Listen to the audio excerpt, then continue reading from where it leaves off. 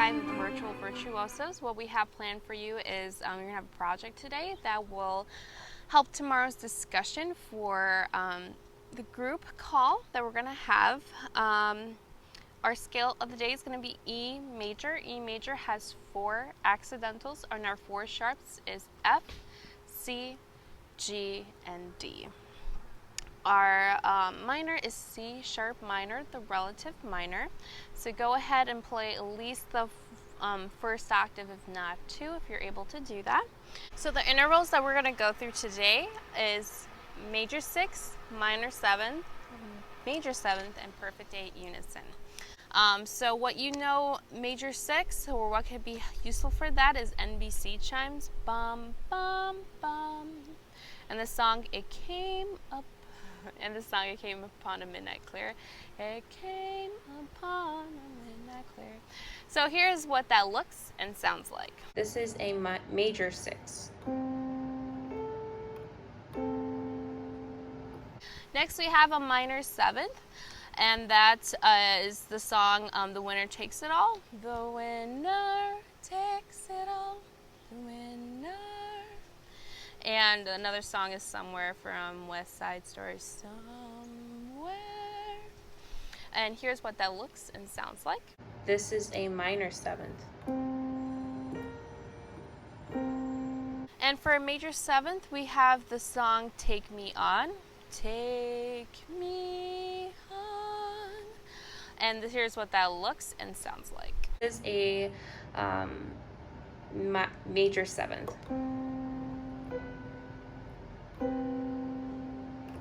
For a perfect 8 unison, we have Somewhere Over the Rainbow. Somewhere, because that's an octave apart. And here's what that looks and sounds like. And this is a perfect 8 or a unison. And that's our intervals for the day, and also we covered all the intervals for the week as well. So I hope you had fun learning that. Like I said, you could always just try to identify intervals in your music, try to figure out if it's a minor, a major, a perfect, or a tritone. What we're talking about next is how to define story colors. So anytime that you are playing a piece, in order for it to be even more fun for your audience, is to paint a story. When we're playing with our instruments, there's no words, so we have to somehow tell a story through our music. We have to tell us a story from our perspective, and then we have to tell that story's perspective to our audiences. So for instance, if you have, and how do you define these, is like telling if your piece is in a major or minor mode is very important. So all these things have to come into play. So if your piece sounds sad, it's probably in a minor key. So minor keys mean sad.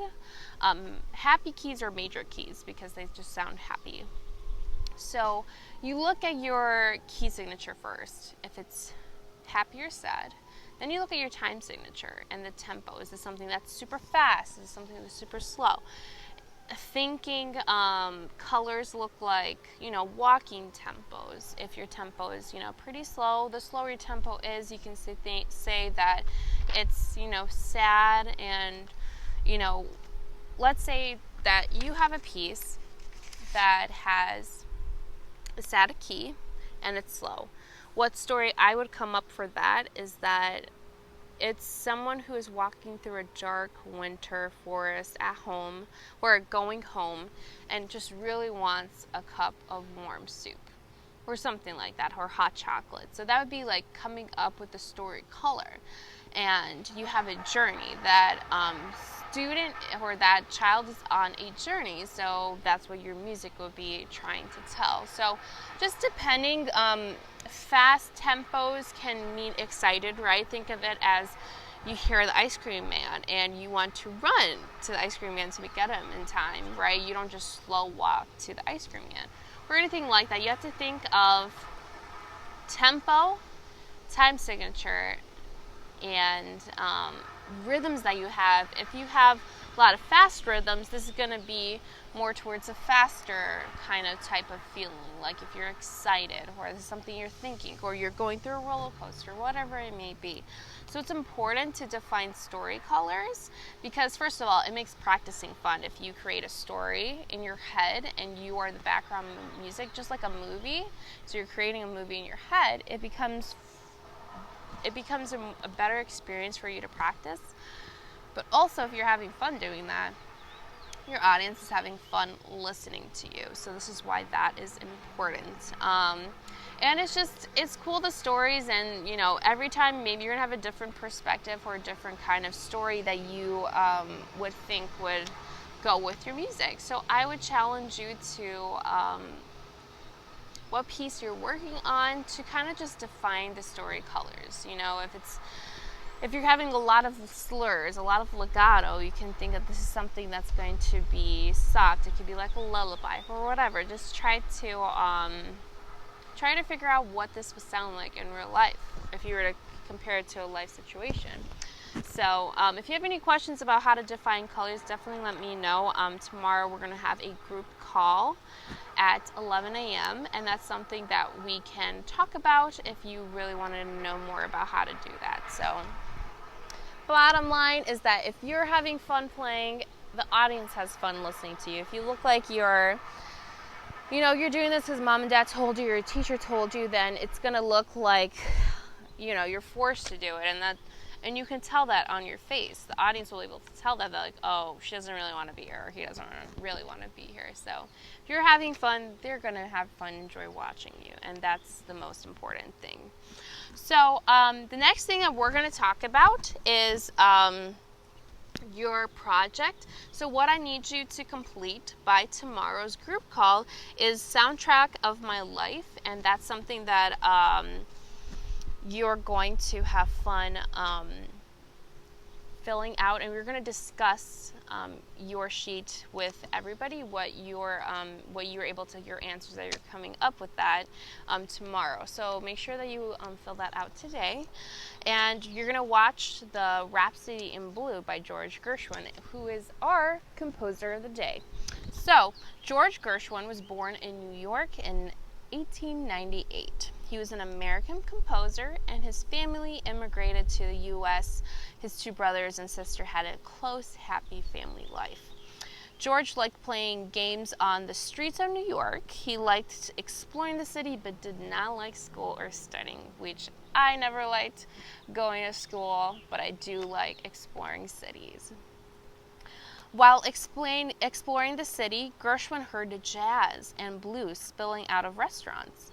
However, he did not become seriously interested in music until he heard another boy playing the violin in a concert at his school. Gershwin then began to take piano lessons. His teacher quickly recognized Gershwin's unusual ability. So Gershwin studied classical piano, but his strongest interest continued to be jazz and popular music. So if you're wondering what jazz music is, it's a type of music that musicians improvise. They make up music as they go.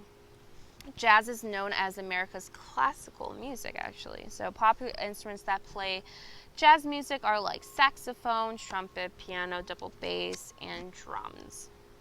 So when Gershwin was 15, he left school and went to work in the music business.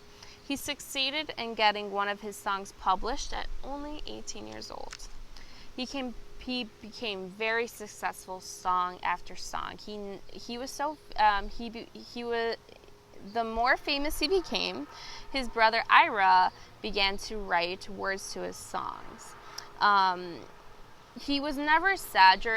Gershwin was never sad to lose music because he was just able just to create more music, and he knew that there's more inspiration whenever that came from. So he was never sad if he lost his manuscript papers that he was notating notes.